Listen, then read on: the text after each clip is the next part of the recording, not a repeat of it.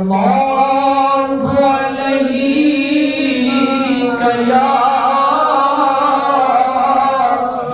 یا رسول اللہ وسلم علیک یا حبیب اللہ صلی اللہ علیک یا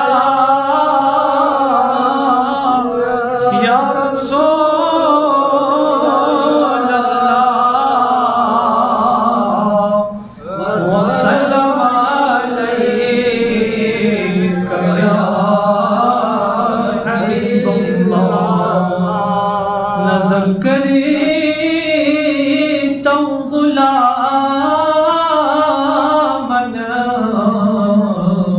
یا محمد لگئی شیری کلامن یا محمد اللہ صلی اللہ علیہ یا رسول اللہ وسلم علیک یا حبیب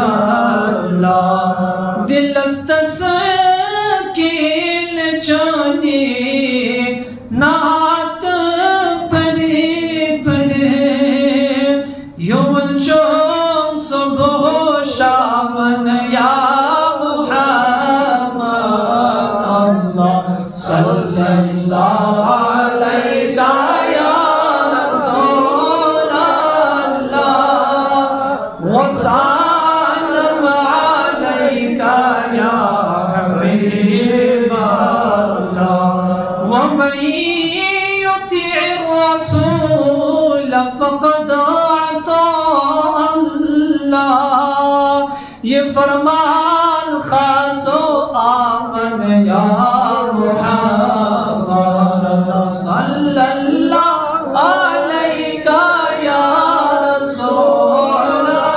اللہ وسلم علیک یا حبیب اللہ محب چین چمسکن جنت یونا ذات کریمن یا محمد صلی اللہ علیہ یا رسول اللہ وسلم علیک یا حبیب اللہ شہاب کسب نوازی کن طبیبا چار سازی کن مریض درد عصیانم اغثنی یا رسول اللہ صلی اللہ علیہ یا رسول اللہ وسلم علیک یا حبیب اللہ یا رسول ہاشمی قربان جان جان من جان من جانان من جملہ فرزندان من از شعائے نور پاکے تو منور یا رسول دین من دینان من قلب من قلبان من صلی اللہ علیہ یا یا رسول اللہ سلام علیک یا حبیب اللہ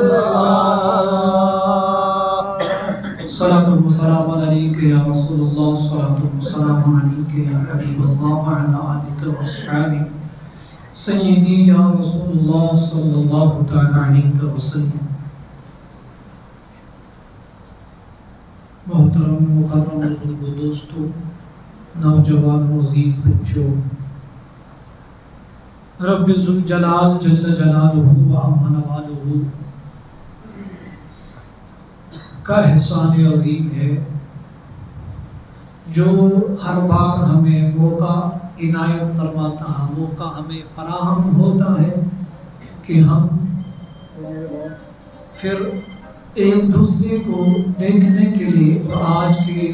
جس کو حدیث میں عید کا دن کہا گیا، اس میں ملتے جلتے ہیں، ایک دوسرے کے چہروں کی زیارت ہوتی ہے۔ اللہ کا بڑا فضل ہے، احسان عظیم ہے اس رب کائنات کا، رب ذوالجلال کا۔ اگر اس کی توفیق نہ ہو، اس کی عنایت نہ ہو، اس کا فضل اور کرم ہماری زندگیوں میں شامل نہ ہو، تو کسی انسان کی بساط و مجال و طاقت نہیں کہ وہ اپنی زندگی کو باقی رکھ سکے۔ یہ صرف اللہ کے ہاتھ میں ہے، اس نے سانسوں کی مہلت دی، سانسوں کو ہمارے لیے وزین کیا، تو ہم پھر سے مسجد میں آ کے ایک دوسرے کو دیکھنے کے لائق آئے۔ اور آج ہم اس لیے آئے کہ ہم جمعہ کی فرض کی 2 رکعت نماز جو ہے وہ ادا کریں گے۔ تو اللہ کا فضل ہے، اللہ رب العالمین نے ہمیں یہ موقع پھر عنایت فرمایا۔ ہم اللہ رب العالمین کا شکر کسی بھی طرح کریں، کتنی بھی، یعنی اگر ہم ہر سانس کے بدلے اس رب ذوالجلال کا فضل اور اس کا احسان ماننے کے اعتبار سے ہم اگر اس کی توصیف و تعریف کریں تو ہماری یہ مجال نہیں ہے۔ ہم ہر بار سنتے ہیں کہ انسان کی بساط اور طاقت سے یہ چیز باہر ہے، لیکن اللہ رب العالمین کا احسان عظیم ہے کہ ہمیں اس امت میں پیدا فرمایا۔ لاکھوں کروڑوں امتیں اس دنیا میں آئی، انبیاء کرام کا مبعوث ہوا، ان کو ہدایت و رہبری و رہنمائی کے لیے اللہ نے دیگر انبیاء کرام کو مبعوث فرمایا۔ اللہ نے بہت ساری امتوں کو پیدا فرمایا، لیکن شرف و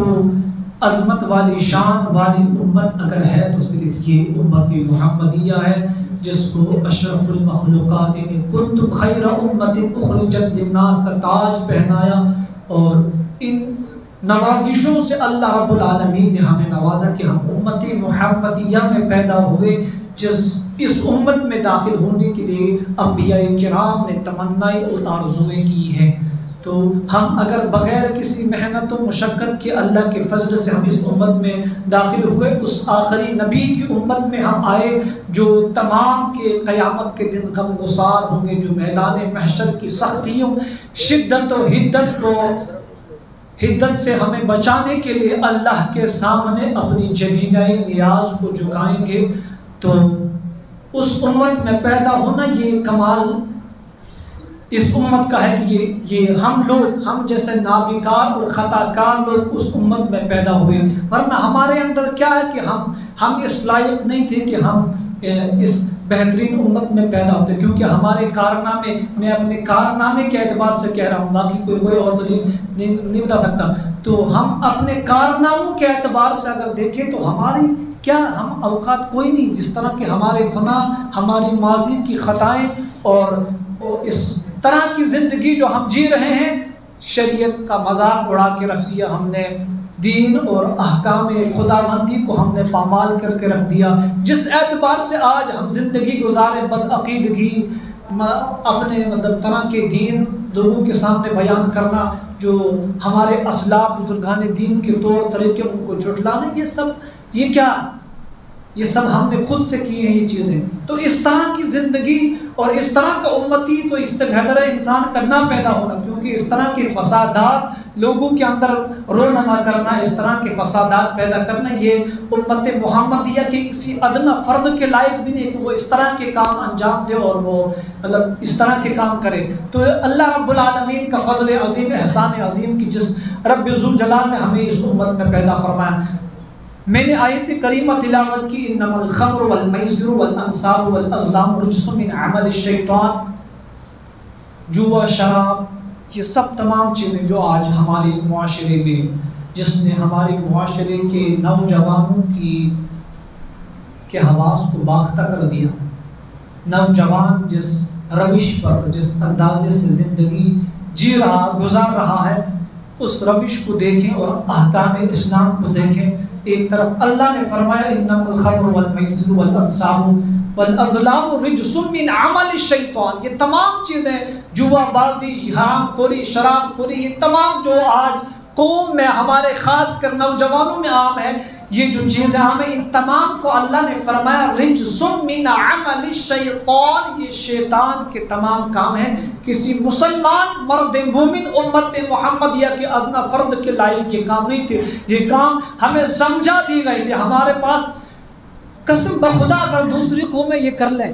وہ شراب پیے، وہ زنا کریں، وہ بدکاریاں کریں، وہ عیاریاں کریں، وہ مکاریاں کریں، جتنے بھی برے کام آج اس امت میں ہے، ان ہمارے نوجوانوں کے اندر ہے، ہمارے اندر ہے، اگر یہ تمام چیزیں کوئی اور کرتا کہ جس کے پاس قرآن مقدس جیسی کتاب نہیں، ذالک الکتاب لا ریب فیہ، یہ والی کتاب ھدی للناس، جس کو ہدایت بنایا گیا لوگوں کے لیے، ھدی للمتقین، متقیوں کے لیے ہدایت بنائی، اس جیسی کتاب اور رسول صلی اللہ تعالی علیہ وسلم کی سیرت طیبہ اور احادیث کریم کا ذخیرہ جو ہمارے پاس موجود، اور جس طرح کی کتاب ہمارے پاس موجود ہو، اگر یہ چیزیں ہونے کے باوجود ایک امت محمد یہ کام کرتا تو یہ اس کے لائق ہیں۔ ہم یہ خود فیصلہ کر سکتے ہیں۔ اگر دوسری قوم یہ کام کرتے تو ان کے پاس قرآن نہیں ہے، ان کے پاس حدیث نہیں، ان کو اللہ نے نہیں، لَقَدْ كَانَ لَكُمْ فِي رَسُولِ اللَّهِ أُسْوَةٌ حَسَنَةٌ، رسول صلی اللہ علیہ وسلم کی زندگی مبارک، آپ کے اخلاق اور اطوار، آپ کی زندگی کے ہر وہ گوشہ جو اللہ کے نبی نے دنیا میں گزارا، وہ تمہارے لیے نمونہ عمل ہے۔ اگر تم نے رسول صلی اللہ علیہ وسلم کی سیرت اور کردار کو اپنایا، رسول رحمت صلی اللہ علیہ وسلم کے اخلاق، اطوار اور عادات کو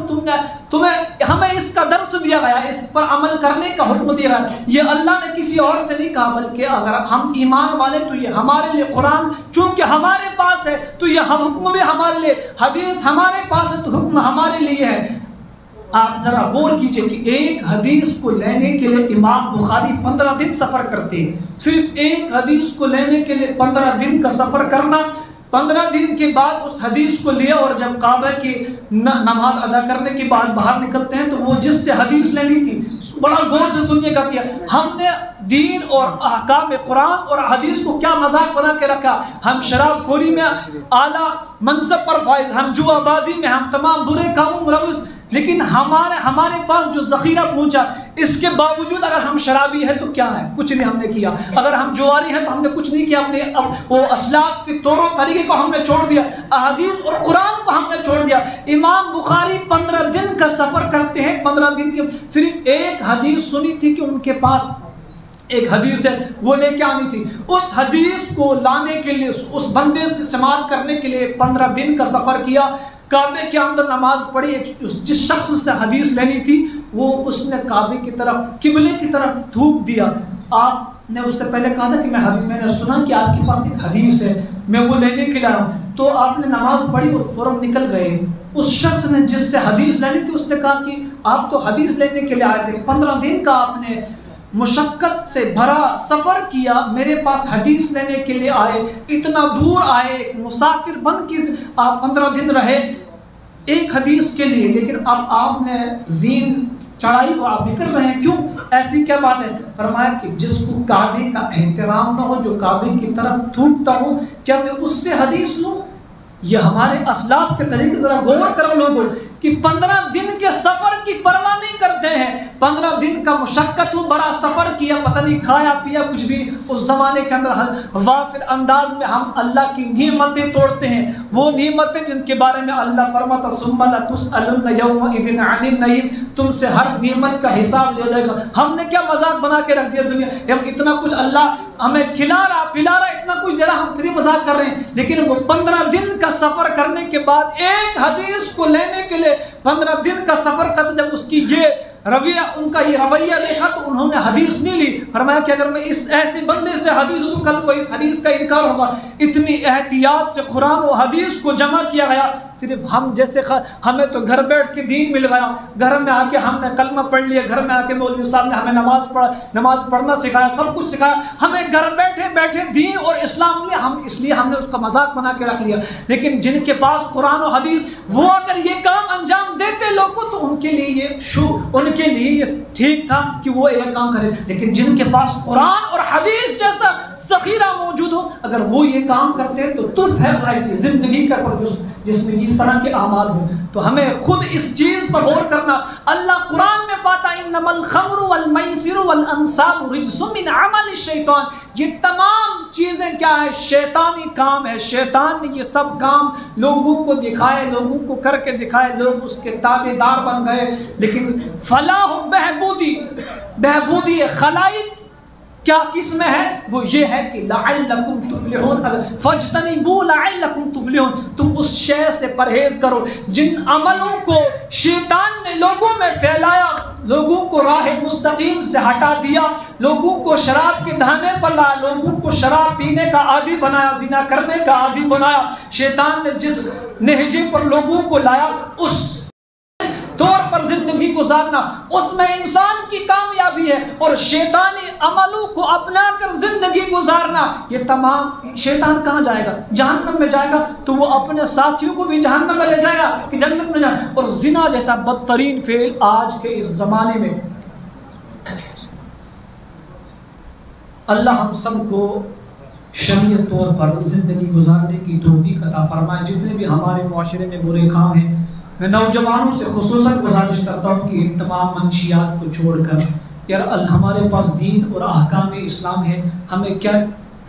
چٹی پڑی ہے ہمارے لیے, کیا ہمیں کیا ہو گیا کہ ہم شریعت سے ہٹ کر زندگی گزاریں. کامیابی صرف یہاں ہے, یہاں 24 گھنٹے ہم حی علی الصلاۃ اور حی علی الفلاح کی صدائیں دے کر ہمیں بلاتے ہیں کہ تم اس طرف آؤ. ہم اس کو چھوڑ کر شیطان کے عمل کر رہے ہیں, اور شیطان ہم سب کا سب سے بڑا دشمن ہے. تو دشمن سے بچنے کے لیے ہم مختلف طریقے سے حرب استعمال کرتے ہیں. لہٰذا ہم سب کو چاہیے کہ ہم ان عملوں کو چھوڑیں کہ جن سے ہمیں رب ناراض ہو اور رسول سے ناراض ہو, بلکہ وہ کام کرنا چاہیں کہ جس سے اللہ اور اس کے رسول ہم سے راضی ہوں.